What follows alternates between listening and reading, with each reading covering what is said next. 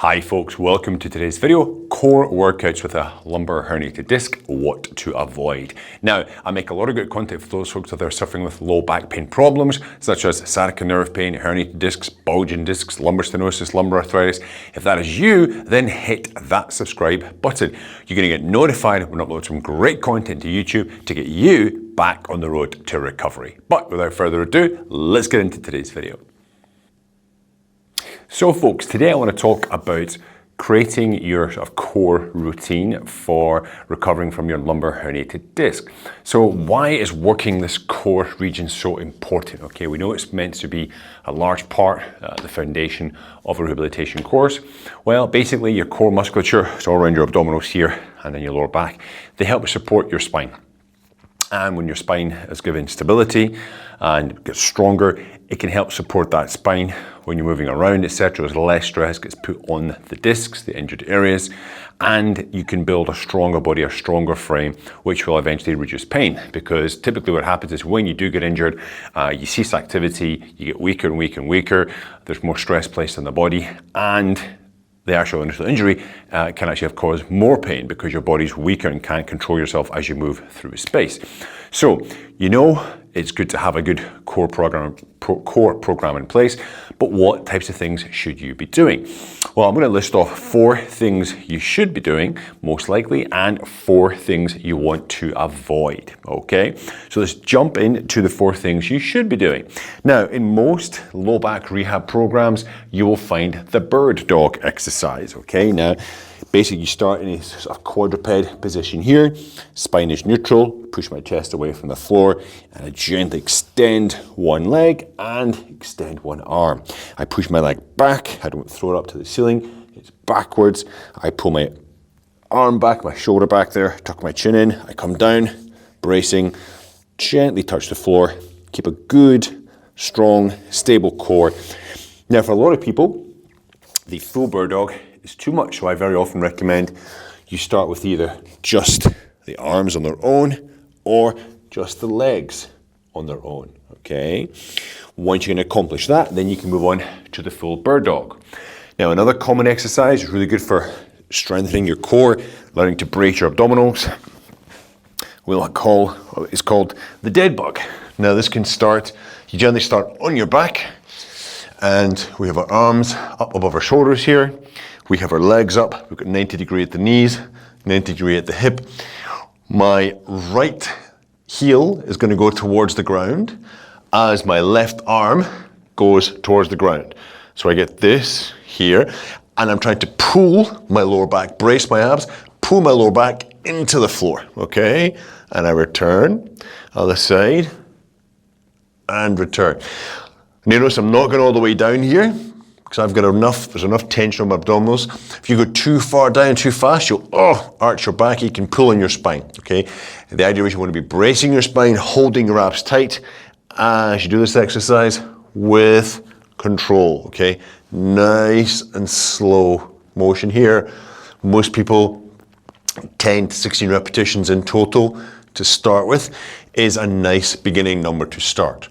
Now, another common exercise you'll often see in a rehabilitation program for the herniated disc is some form of front plank. Now, conventional front plank, you're here on the elbows, hands are wide, I bring myself up on my toes and I brace, okay? I hold myself in this position. Now, admittedly, for a lot of people, that can be too much. So I quite often get people starting just on their knees, just learning to hold and brace in this position, okay? Then we can move from there even to like a push-up position. They can hold that and they come down, relax off. So very often a lot of these exercises can be too much for the average beginner. So the plank, if you're strong enough to hold it there for 20-30 seconds without your back arching excessively, you're shaking too much, then yes, you could start with that. But if you are finding it hard to get into that position, I would start on the knees and work from there. Work up to holding that position for 60 seconds. Once you can achieve that, then I would move into like a full push-up position plank, work up to 60 seconds there, and then you can go to the conventional plank.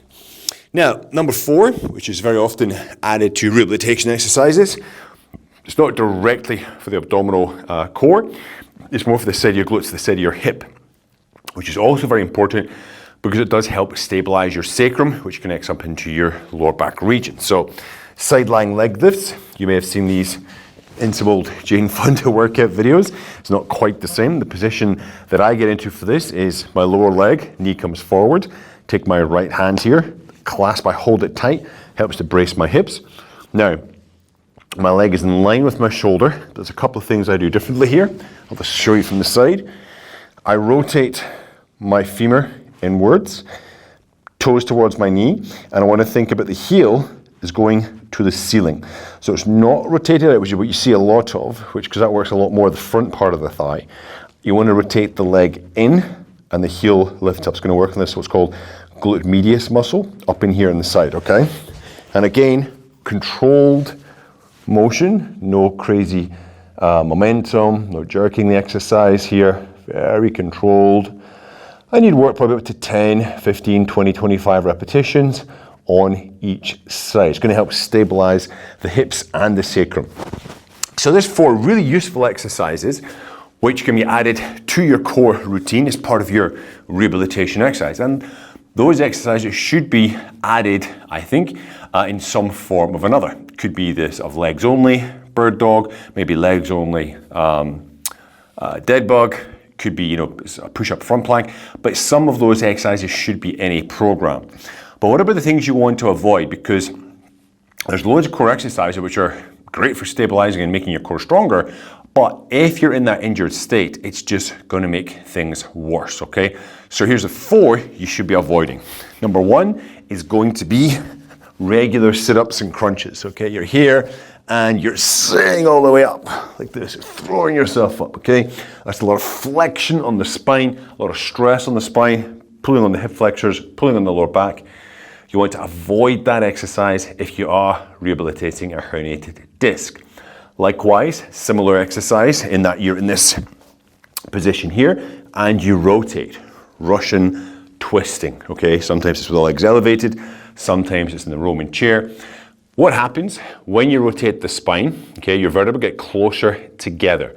So as I rotate, basically the ligaments pull and they get closer together. If you've got a herniated bulging disc, you are going to exacerbate that problem when you do spinal rotation movements, especially in the early stages of your injury. So you'll want to avoid the likes of the Russian twist, okay? Another one you should be avoiding is the classic, I'll show you from the angle here, is straight leg raises, okay? You'll see a lot of this in different classes, rotations, side to side, etc.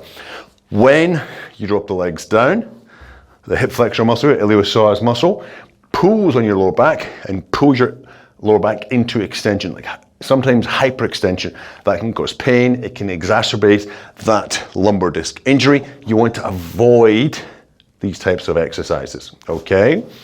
Now, number 4 is going to be a little bit different, is the front plank. Because I mentioned it earlier, if you're not strong enough to hold yourself in a good front plank position, and I get this from a lot of clients who've been to physio, where they're given exercises that they're just not strong enough to actually do, and they end up hurting themselves because their body's not strong enough, the physio's not capable enough to adapt or change the exercise. So they say, you got to do front plank. So the person gets up into front plank position, they're arched here, they're shaking, okay, they're getting this pain and stress in the lower back, and it makes the issue worse, okay? So what I always aim for with my clients is the ability to do a workout, a series of workouts, in a pain-free range, or maximal pain are 3 or 4 out of a 10, okay?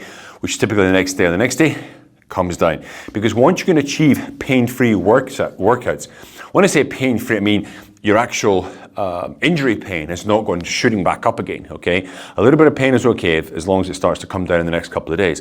But once you can accomplish these things, you make things achievable, it's better for the mental side, and then you can start to build upon that base, because it's all about building that base to get that as strong as possible, and then we can add a little bit more, add a little bit more, add a little bit more, okay? So in some cases, you will have to regress the exercises back to more of a beginner version. But as I said, the first 4 I showed you, those are some of the things you want to be including in a core workout routine for herniated disc. Those last 4, you want to be avoiding, okay, as much as you can. All right, guys, listen, I hope you enjoyed that video. Please, comments, questions, etc., hit me up in the comment section down below. Don't forget, of course, to like, share, and subscribe. And I'll see you next time. Have a great day.